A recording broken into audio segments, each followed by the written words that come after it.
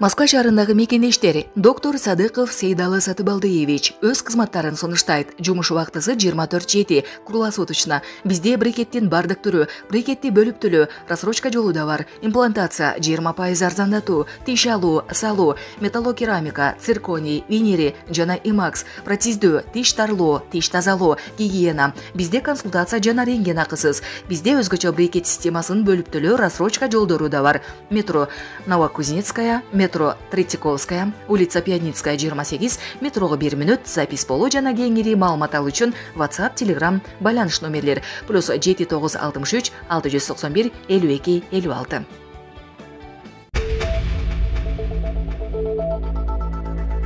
Өзгөчө кырдаалдар министрлиги шашылыш билдирүү таратып, тоолордо сел жүрөрүн эскертти. Кыргыз гидромет кызматынын билдирүүсүнө ылайык 7-июндан 8-июнга чейин абанын температурасы жогорулап, нөшөрлүү жаан-чачын болушу күтүлөт. Катуу жаандан улам тоол аймактарда жана тоо этектериндеги райондорунда сел жүрүшү мүмкүн. Дарыяларда суунун деңгээли көтөрүлүшү күтүлөт. Өзгөчө кырдаалдар министрлиги жарандарды бул күнөрү тоолуу аймактарда жаратылышта эс алуудан баш тартып, дарыя жээктеринен алыс болууга чакырат. Былтыр Кыргызстанда жаз жай айлары жаанчыл болуп, өлкөнүн бир катар аймактарында сел жүргөн жана адам өлүмү менен аяктаган окуялар орун алган. Өзгөчө кырдаалдар министрлиги тараткан маалыматка ылайык, соңку 12 жылдын ичинде жалпы өлкө аймагында 900дөн ашуун сел жүргөн. 5 жыл ичинде сел жана суу ташкынынан 32 адам каза болгон. 2024-жылы өлкөнүн көпчүлүк аймактарында жүргөн 300дөй селден 20дан ашуун кишинин өмүрү кыйылган. Булак Азаттык. Каракулжада келиндин өлүмү. Милиция Айбек Улановдун кармалганы боюнча билдирүү таратты.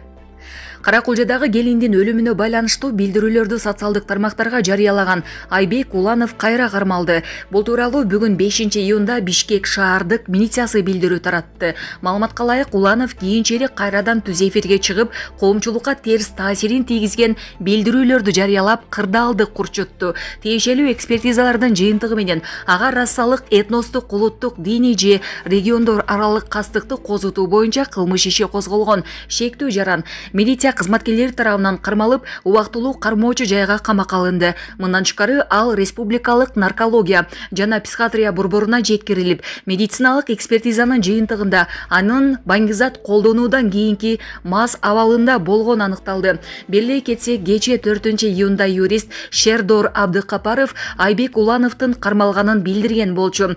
Буга чейин Абдыкапаров анын агасы кармалганында маалымдаган. Юрист Улановдун агасы чалып, өзүн ички иштер министрлигинин кылмыш уюмдарына каршы күрөшүү башкармалыгынын кызматкери катары тааныштырып, коркутууга алганын айткан.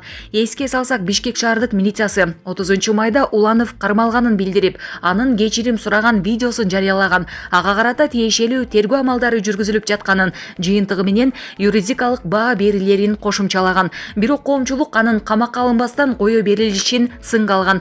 Жогорку кеңештин 3-июнундагы тармактык комитетинин жыйынында ички иштер министринин орун басары Нурбек Абдиев аны жоопко тартпастан кетирип жиберди деген маалымат чындыкка дал келбестигин айтып, факт боюнча дайындалган экспертизанын жыйынтыгы чыкканда ага карата чечим кабыл алынарын билдирген. Айбек Уланов 26-майда Ош облустунун Өзгөн районунда мектеп бүтүрүүчүлөрдүн 20 жылдык жолугушуусунан кийин киши колдуу каза болгон келин тууралуу билдирүү жарыялап, коомчулукта катуу талкууга алынган. Булак Суперкежи.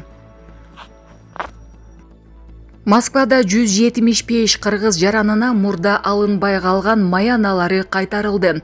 Эмгек министрлигинин Москвадагы өкүлчүлүгү 175 кыргыз жаранына мурда алынбай калган маяналарын кайтарууга көмөктөштү.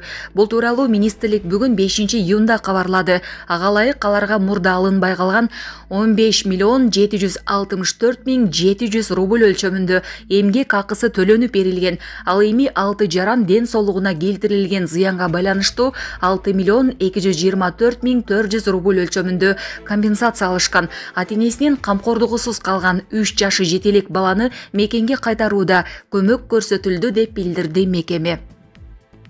Аялдарга диний сабак өтүп келген Хизбут Тахрир уюмунун мүчөлөрү кармалышты.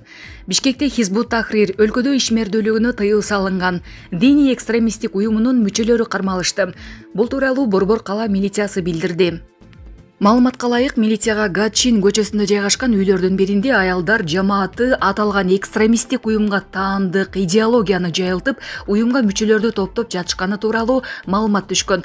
Факты боюнча экстремисттик материалдарды даярдоо, таратуу менен кылмыш иши козголгон. Натыйжада милиция кызматкерлери УКМКнын кызматкерлери менен биргеликте айтылган даректи текшерүүгө алышкан. Ал жакта аялдарга жашыруун диний сабактар өткөрүлүп жаткандыгы тастыкталган. Ошондой эле аталган даректен экстремисттик мүнөздөгү маалыматтарды камтыган телефондор, CD-дисктер, көптөгөн китепчелер табылган. Буюмдарга тиешелүү экспертизалар дайындалган.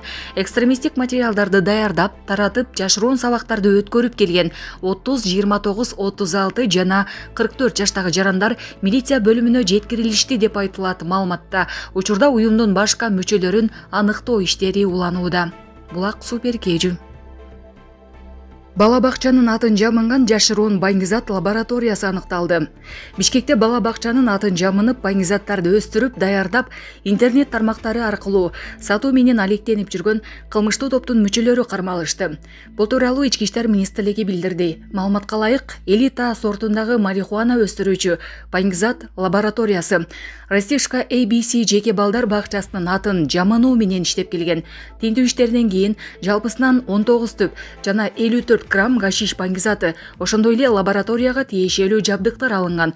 Факт баңгизат каражаттарын, психотроптук заттарды жана алардын аналогдорун сатып өткөрүү максатында мыйзамсыз даярдоо менен кылмыш иши козголгон.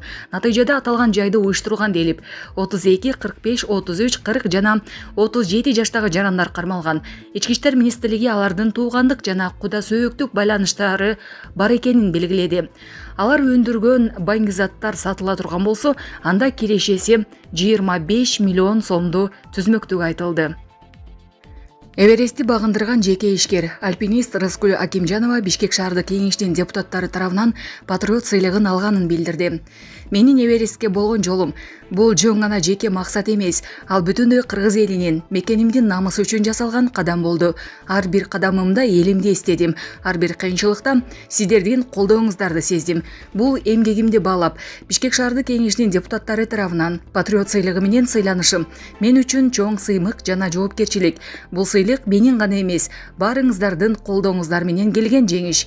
Силердин жүрөктөн чыккан сөздөрүңөр, ишенимиңер, дубаларыңар мага дем күч берди. Ар бир кадамымда ошол күчтү сездим. Ар бириңиздерге рахмат деп жазды ал социалдык тармактагы баракчасына.